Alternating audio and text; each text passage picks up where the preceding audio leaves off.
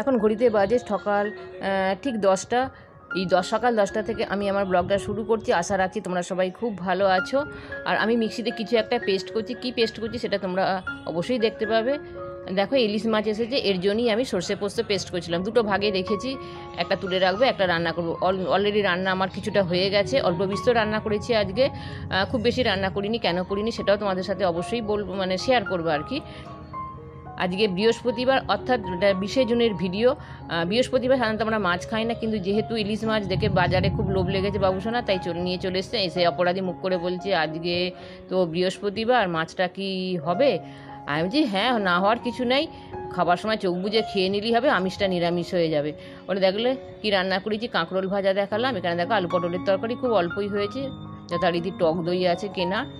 এখানে ডাল, এটা বেকার করেছি, এটা আর আজকে আর উঠবে না। মাছটাও রান্না হয়ে গেছে সর্ষে পোস্ত দিয়ে।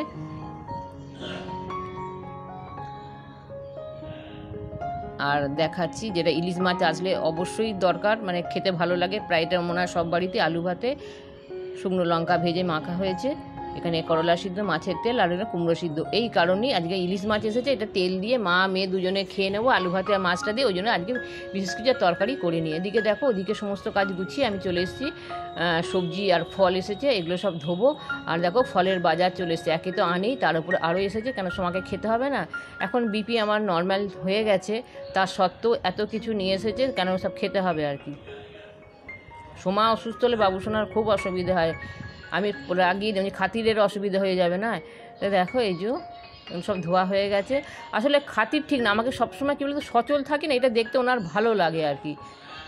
আমিও দেখেছি বাবুসোনা যখন এদিকে কাজ করি, মনে হয় দূর বাবুসোনা দুদিন একটু ঘুরে আসো, আমি বলি তুমি একটু যাও, দুদিন ঘুরে এসো, তাহলে আমার কাজের চাপটা একটু কমে। কিন্তু আবার যখন বাইরে থাকে না, আমার ভালো লাগে না, বাইরে ফাঁকা ফাঁকা লাগে, মানে ব্যস্ত ছিল, বেশ একটা টাইট শিডিউল থাকে। কিন্তু এটা কিন্তু ফ্যাক্ট, জানো তো, নাহলে বড্ড আগোছলা হয়ে যায় কাজের।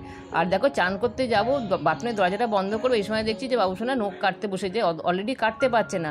আমাকে কিন্তু কোনো দিনই উনি বলেন না যে আমাকে নখটা কেটে দাও, কিন্তু আমি দেখছিলাম যে উনি পারছিলেন না। তো যখনই আমার চোখে পড়ে আমি কেটে দিই। আর কিছু একটা অন্যায় করে সেই নিয়ে বকাঝকা করছি, বাবুসোনা সেটা আর কি বুঝতেও পেরেছে, একটু সাফাই গাইছে আমার সাথে আর কি। আমি বকছি দেখছো, এই দেখো দেখো সাফাই গাইছে। আর অলরেডি এখন বাজছে কত জানো তো, বেলা 1টা। আর স্নান টান তো আমার হয়েই গেছে। এখানে আকাশে দেখো কত মেঘ উঠেছে, বৃষ্টি যে হবে দেখেই বোঝা যাচ্ছে। মেয়েকে নিয়ে ছাদে চলে এসেছি, জামা কাপড়গুলো তুলতে হবে।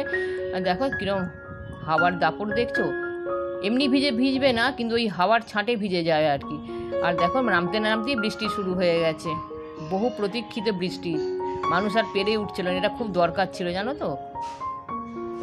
বারান্দা থেকে এই বৃষ্টির ভিউটা তোমাদের সাথে একটু শেয়ার করলাম, খুব খুব ভালো লাগছিল।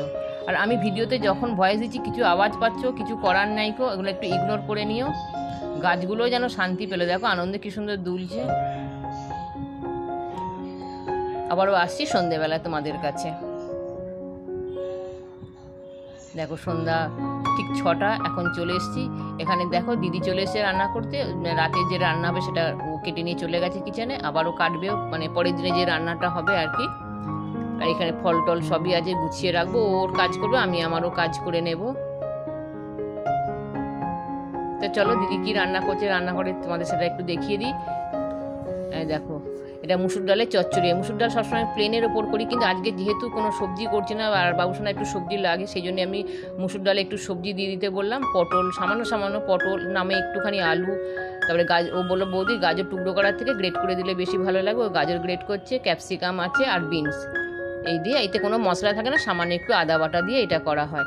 তো ও বলে যে বৌদি তুমি এটা, ও এর আগে আমার হাতে খেয়েছে আর কি, ওই বাড়িতে খুবই হতো এটা আর কি, এখনও বরঞ্চ একটু কমে গেছে। তো ও খেয়েছে, সেজন্য বলে যে তোমার থেকে দেখে শিখেছি, বাড়িতে কিন্তু করি, তোমার মতন হয় না। তো আমাকে বলি তুমি দাঁড়িয়ে থাকো, দেখে দেখে বলে দাও। তো সেই আর কি ওকে বলে দিচ্ছি, ও করছে। কিছুই নয়, সিম্পল রান্না। বলে আমার মতন আমি কীরকম ভালো করি আমি বলতে পারবো না, ও খেয়েছে, ওর মুখে সেটাও ভালো লেগেছে, সেটাই আর কি বারবারই বলে যে তোমার মতন কিন্তু হয় না, তুমি যেটা রান্না করো সেটা তোমার মতনই হয়। তো ও রান্নাটা করুক, করতে করতে ওর আরও কাজ আছে, ও সবজি কাটবে, এটা বসিয়ে দিয়ে ও আবারও চলে যাবে সবজি কাটতে।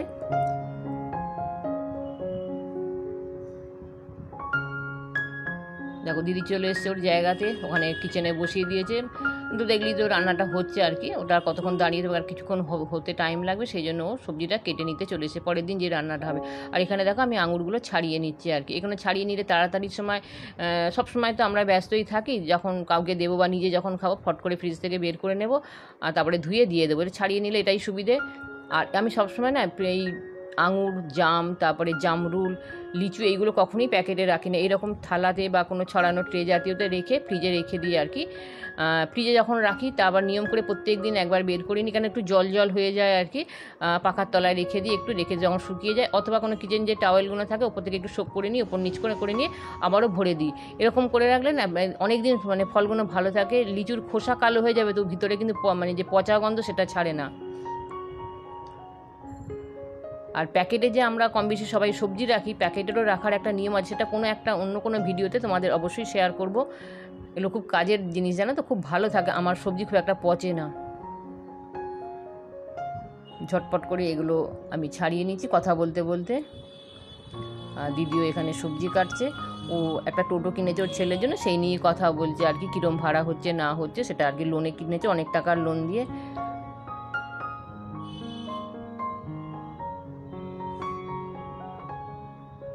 দেখো আমার লিচুর পর এই আঙুরগুলো ছাড়ানোর পর লিচুগুলো ছাড়িয়ে নিচ্ছি।